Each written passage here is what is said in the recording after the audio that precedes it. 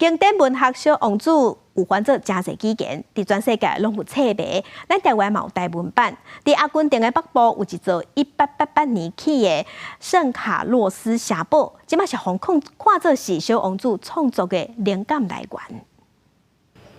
真大的城堡砖垣当中，徛一个白色雕像，亲像一粒星球的造型顶悬，还有一个看起来身姿优丽查甫人。这伫阿根廷北部的圣卡洛斯城堡，互外界看做是经典文学小王子的灵感来源。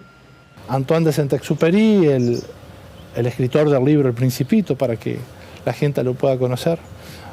Volando exactamente por aquí arriba, tiene un problema de motor su avión.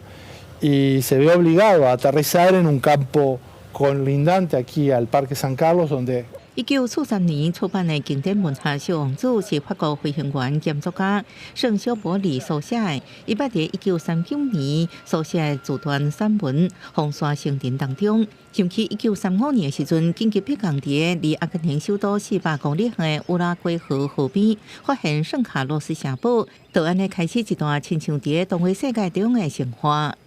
Castillo, como así le decimos los concordienses, vivía esta familia de franceses, la familia Fouche-Vallon, y dos niñas que vivían aquí le salen al encuentro cuando él tiene ese accidente y le hablan en su lengua natal, lo cual para él le fue muy novedoso.